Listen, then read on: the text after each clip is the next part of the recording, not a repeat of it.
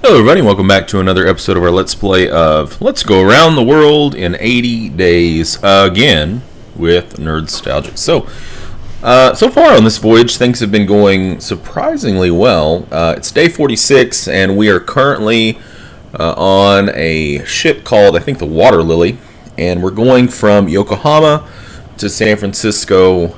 Now, this was, in our last through, I think we took the same ship, because we're getting a lot of the same, like, flavor dialogue slash quests, I guess you'd call them, or random events, or whatever. And there was a mutiny on the ship last time, so hopefully that won't happen. I don't know. I accompanied Monsieur Fogg to a game of whist with a family of American missionaries who were traveling back to San Francisco for a family wedding.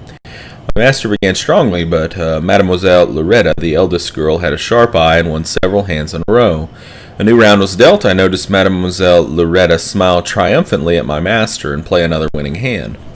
The minister's daughter accepted Monsieur Fogg's congratulations demurely, though I saw a flash of something altogether unsporting in her eyes as she lowered her lashes. It left a sour taste, and I resolved to steer my master away from any further games with the missionary family. So last time we did it, we actually caught her. She was cheating. She's a cheater. Hello, Reverend. Passepartout, good day to you. Alright, so let's see if we can find some more stuff out about San Francisco. I don't want to talk about that. What about Salt Lake City? Okay. Trying to find some new information here.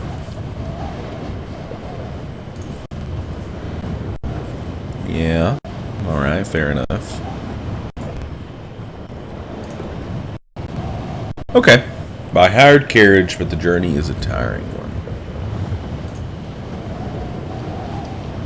Magnifying glasses from Omaha. Would you believe it? I introduced my daughter to cards to occupy her time. Indeed. She is rather too occupied by them now, I fear.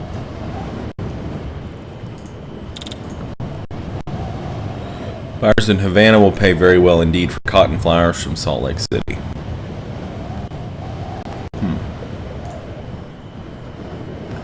Acapulco.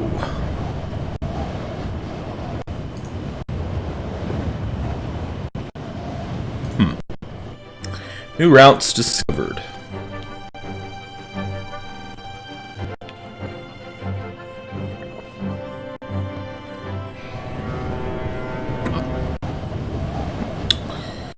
I spent today in the company of the Water Lily's submariners, or submariners. They were all hardy men and women who preferred the dim enclosed spaces as a hold to the top deck. Too much sky, one of them said, squinting suspiciously. Her crewmate nodded. All that fresh air. They shuddered collectively, suggested a bracing race to the boiler room. I tried to keep up, but could not quite adjust to the lack of light, and continually tripped over my own feet. Their commander, a short Japanese-American woman, pronounced me an utter disgrace. I decided to withdraw gracefully, pressing a point. Their commander briefed me off with the barest courtesies. They are a strange folk, and I am not entirely certain I impressed them favorably. So our money is still looking pretty good. Oh, so this is the captain. Captain, what can you tell me about San Francisco? Okay. Enough. What about Las Vegas? Doesn't think so. San Pedro. Oil paintings. Didn't really learn anything from that. So I'm thinking that what's going to be happening here is, it's interesting. We really need to either figure out a way to get Burlington connected to New York City or Washington, or we need to figure out a way to get down here and come up that direction. Okay, well, let's go back to this. I was climbing the rigging entirely innocently, and not all for the purposes of spying on the crew to appease my own rapacious curiosity, and I heard two of the crewmen arguing in a pidgin mix of English and Japanese. I moved hurriedly away, and a moment later heard a scream. One of the sailors had fallen to the deck.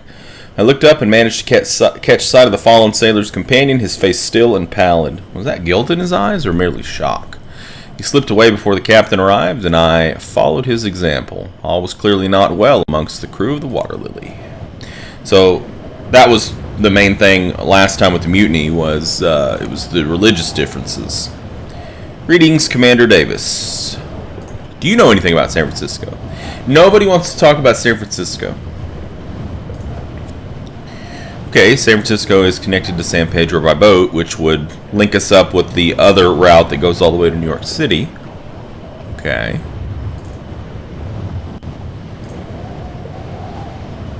Let's talk about Bonaventura. Okay. Interesting. That runs all the way to Acapulco. I think we're going to be going down there. I don't think so. Water Lily's crew held a funeral for the dead sailor. I was not specifically invited, but was curious about the incident. The funeral was an excellent opportunity to learn more about the crew. Captain Wicker led the Christian service with customary grimness. I was surprised by the absence of the American minister, but later discovered that the captain was of a different denomination and considered the missionary and his family only a short step up from heathens. Oddly, only half the crew had come to pay their respects. I suppose that death at sea was commonplace and the crew had too much work to do. See, last time we actually delved into why, and we found out that it was because of all the religious differences. Hello, mademoiselle.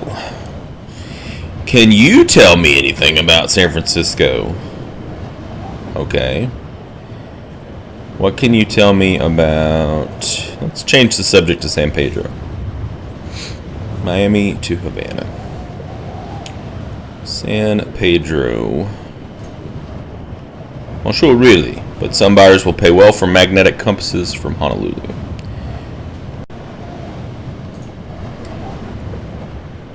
Woman who designed parts for the Piedmont airline from New York to Washington. Okay. Yeah, I don't want to go to Venezuela. Probably, but the quickest way to Dallas from here is through Salt Lake City. Really? Really? And now they say the buyers in Port-au-Prince will pay extremely well for wax cylinders inscribed with music from Salt Lake City. Yeah, I don't think we want to go to Cuba. But it's always good to have more routes available to us. You never know what's going to happen. Storm. Too exhausted to write a proper entry. Suffice to say we were still afloat. That night I remembered to adjust the pocket watch as we had crossed the international date line and gained ourselves a day. Very good. Very good. So we got 30 days left. 30 days. Dozens arrested in constitutional riots, Istanbul. So I think last time that's where we went south towards Honolulu, right? Yesterday's storm hit us with little warning. One moment I was mending one of my shirts with careful stitches. The next we were being tossed from one end of the cabin to the other.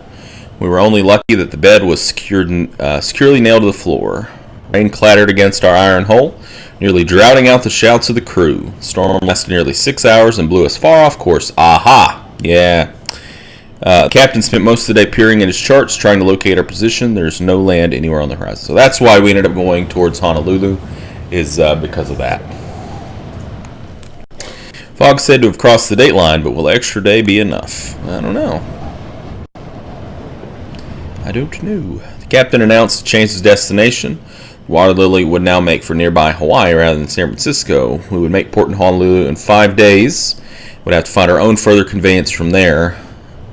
Monsieur Fogg's lips pressed ever so slightly together, a rare outward sign of entirely understandable annoyance. This, my master said, will not do. Indeed not, sir, I agreed, not even daring to calculate the delay and expense our unexpected diversion would cause. Monsieur Fogg gave me a cool, appraising glance. Captain Wicker has reneged upon his word as a gentleman, he said curtly, before lowering his voice to an almost furtive undertone. Our course is clear, we must mutiny. I opened my mouth to argue the point, but he continued on without so much as a pause. See to it, Passepartout, use your funds. I replied, nodding. Quite, he said, with the agreeableness of a gentleman who has just given his valet a near Herculean task. We will mutiny in 5 days when we reach Honolulu. Make your preparations as you see fit. So, apparently we're getting forced into the mutiny. This could be bad. Might have to spend some money, huh? Okay, Fog, tell me about Honolulu. They say King Kamehameha. Kamehameha. Yeah, like the Dragon Ball Z, you know. The third is a devout Christian. Okay. Well, some buyers will pay well for magnifying glasses. Panama City.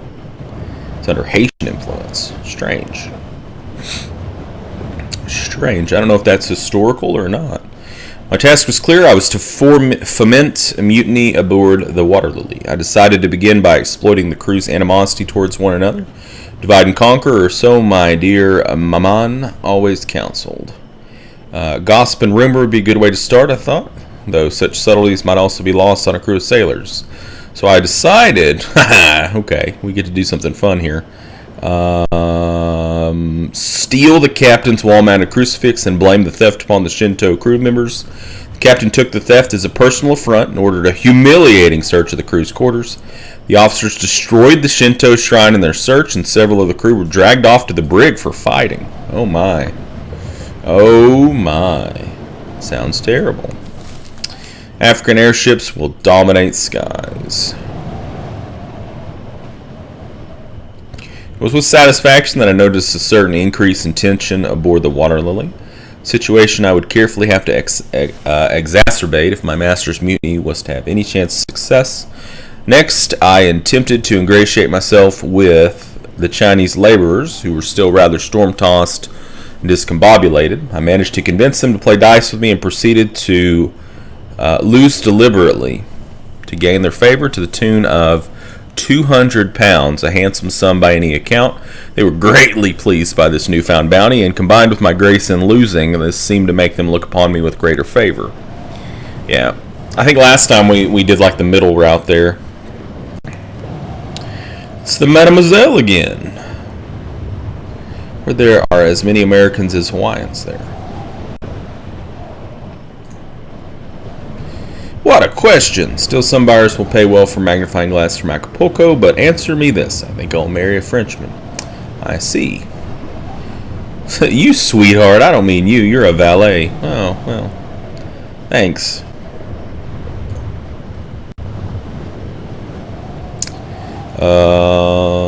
Is there really anything we want to... Nah. Piss on it. Forget about it. I had attempted to suborn the obvious targets aboard the Water Lily, but wars were often won by the unexpected. With that in mind, I turned my attention upon the valets and batmen to the ship's officers. Being a gentleman's gentleman myself, I knew the value of a good servant. Conversely, I was also aware of the disruption a bad one could cause. I appealed to them with my sense of duty, to which I felt they could not be immune. A few agreed, but not all. This could go poorly for us. We could end up in a Honolulu and jail or something. I don't know. That would be bad, huh? It's been a good voyage so far. It'd be really, really bad if we lost it because of something like this. I wasn't really planning on doing the mutiny if it came up. I spent the day putting the last finishing touches to my planned mutiny. It was a matter as delicate and serious as the creation of a souffle by a master chef. I spread word of my signal amongst my allies and stayed up late, ensuring every man and woman was on my side was true. I think we're going to have to... Seems pretty tense. Russian soldiers seen in India. Is war imminent? Maybe. We reached Honolulu in the dark. The captain took a skiff into the harbor with a few of his officers, wishing to inquire about repairs before putting the Water Lily into dry dock. Monsieur Fogg watched the boat for a long moment. Now is the time, he said crisply. Trust everything was in order. Assured him it was, and he nodded, having expected no other response. Let us hope so. With that, my master retreated to his cabin, and I called the signal to arms. The Water Lily erupted into chaos. Everywhere was the clash of sabers and pistols. Now and then I heard the shriek of the officer's sonic weapons. But I was not alone. The half of the crew that followed the Christian faith fell in behind me with a rallying cry. They fought their Shinto crewmates with vicious determination, clearing the top deck within the hour. I think on the last one, weren't we allied with the Shinto? The loyal officers found themselves inexplicably delayed and thwarted in their efforts to dress and arm to meet the mutiny. The valets and batmen had thrown their loyalty behind my uprising and bought us precious time to establish our control over the ship. Chinese laborers rewarded my friendship with steadfast loyalty, throwing themselves into mutiny with all the desperation of men and women who utterly loathed sea travel and longed to revenge themselves upon their instrument of torment in any fashion. They lit fires and tore up the already ragged sails, causing some welcome chaos. The submariners did not appear. It seemed they had battened themselves in the hold for the duration of the mutiny, but perhaps it was the best outcome I could have hoped for, given my failure to impress their formidable commander. By noon, it was clear that all of our efforts were for naught. However, the mutiny did not have the support and numbers required to defeat those who had maintained their loyalty. There we go. Captain Wicker and the other officers returned just in time to smother the last flames of rebellion. My master and I were trussed up and set off at the port of Honolulu. It was only due to Captain Wicker's good grace that we retained our luggage. Our mutinous comrades were not treated with such leniency and were thrown unceremoniously below. That was, Monsieur Fogg said with icy precision as we stood up on the strand of the volcanic island on which we found ourselves, rather badly done. I splashed him accidentally with seawater, drenching his jacket and even managing to catch the brim of his hat. A momentary lapse, my friends. Can only blame the tension and difficulty of the previous days. If you are quite finished, Monsieur Fogg wrung out his jacket, ignoring my half-hearted apologies. We have much to do. Well, hey, buddy, you picked the fight with the wrong guy. Alright, magnetic compass could earn us well, huh? Well, let's stay in the hotel. We have to explore, I guess, to find some routes. It was as though Honolulu lived in one indrawn breath, a wheeling swath of sky, white-laced waves, and pristine sand, bounded by black volcanic bluffs. The town was entirely hidden behind groves of coconut and eucalyptus. We rested in a comfortable palm-topped hut by the shoreline, breathing the sea air, trying to shake the weariness of the road.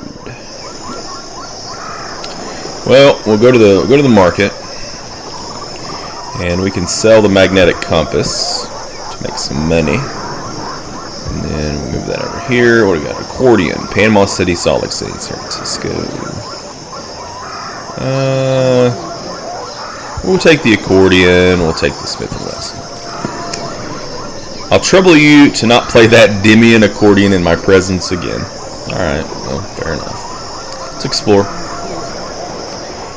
Okay, new routes. Oh, well, Manila's not really going to help us here. We're not going to go back towards the west.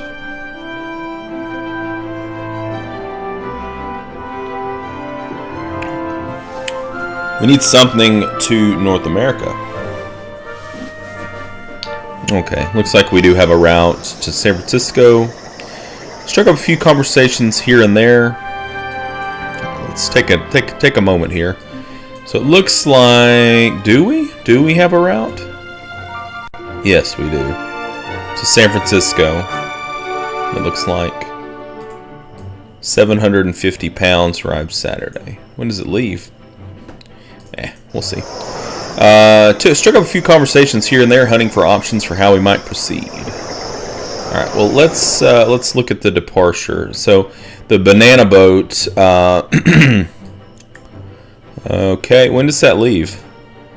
When does it leave? It doesn't tell me when it leaves. Take 3 suitcases. All right. Well, let's go. Oh, 5 p.m. Okay. Yeah. Let's just go.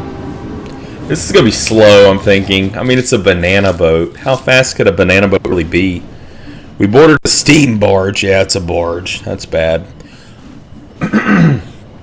From Honolulu to San Francisco, the scent of ripe bananas pervaded every plank of decking and bulkhead.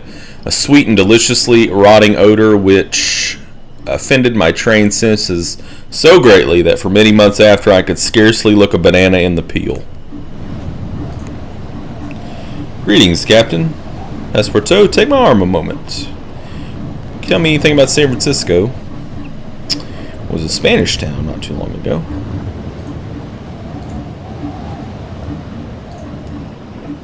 Speaking of trains, I understand I knew a woman who lived in Chicago just after the Winnipeg and Duluth Railroad to Winnipeg went missing.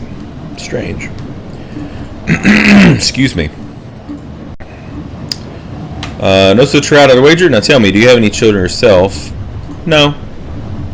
Always wanted a large family. This one's my first. Let's see. Alright, well, I'm done talking to you. Sorry. You're not giving me anything too interesting here. So this banana boat's going to arrive on Friday, I guess? Is that what it was? I huffed, attempting to convince my mouth that I ate fried kippers and potatoes at breakfast. Everything smells of bananas. Monsieur Fogg replied that he could not smell a thing, which I took to be his queerly English sense of humor at work. Still, I managed to finish my breakfast with my nose pinched shut. I had to keep my strength for all this valeting, after all. Take care of Frog. Yeah, we'll take care of Frog. Alright, well, I think that's a pretty good place for us to put a cut in on this episode. So it's day 58. We're en route to excuse me, to San Francisco. We should arrive in San Francisco on day 60, so that'll give us 20 days to get across the continental United States and then get to London. It's possible. It's possible. But not a whole lot of time to spare, really, so it's going to take some luck, I think. So anyways, thank you guys for joining me, and until next time, game on.